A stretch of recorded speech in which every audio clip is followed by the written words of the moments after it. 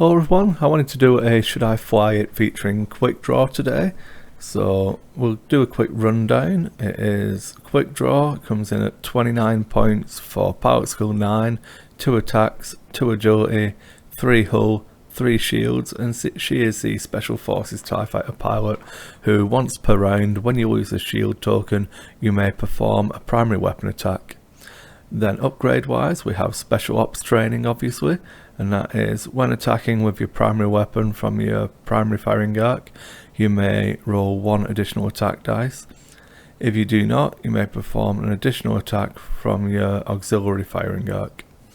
So it either lets you become a 3 dice primary attack ship or get 2 dice out of front, 2 dice out of back. Works pretty well with Quickdraw. You can get up to 4 attacks around with her if you're really lucky. Going on to the way the build works, this is the Raging Quickdraw build. So we have Rage, assign 1 focus token to your ship and receive 2 stress tokens. Until the end of the round, when attacking you may reroll up to 3 attack die. So living the dream type thing with this, you want to get your ship position right next to a large base ship, have it in front and rear arc at range 1, then you'll rage, use a shield with electronic baffle, fire out the front and hopefully get 3 hits, fire out the back, hopefully get 3 hits, and then in the combat phase you can shoot again. So living the dream, you can potentially do like 12 damage to 1 target in a round, which is pretty funny from 1 ship. So to try and get that off, you obviously use electronic baffle to clear 1 of the stress and lose a shield in the activation phase. That's one style of play to using this list. I wouldn't recommend it all of the time. The other half of the combo is actually Patern Analyzer on the ship, which lets you mess around with your check pilot stress. So what you can do here is if you dial in a green move, you wait to check pilot stress until after you've done your action. So Baffle will remove 1 of your stress, and then Patern Analyzer lets you remove the other 1 for having done a green. And just to bump the number of greens up on there, we've thrown on Twin Ion Engine Mark II to give you 6 greens to choose from. So it's a pretty fun build. You can really put the hurt on someone in the activation phase. You can really worry people in how much of it you're going to have. But there's also like what I call a Dengar effect of it now, where people don't want to shoot Dengar because he'll get to attack back. So you can do it this way around. You can dial in the green still.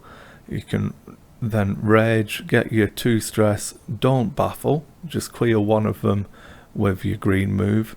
Then you sat primed with your focus and rerolls into a combat phase.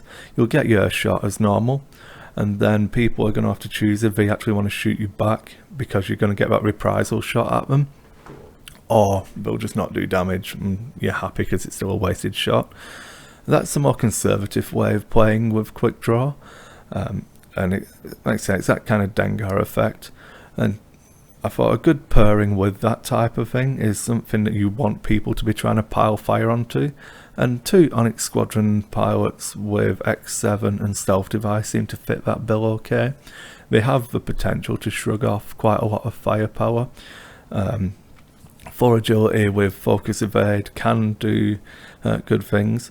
So when the choice is shooting at Quickdraw, who's going to hopefully be in the face piling on the damage, or the Onyx Squadrons who are going to be dancing in and out of the fray, potentially at range 3 doing your K-turn, stuff like that, it's a hard choice for the players, and hopefully they'll make the wrong ones and let you start pushing through damage. And comes out at 100 points exactly, 34 points for this Quickdraw build, 33 points each for the Onyx Squadrons.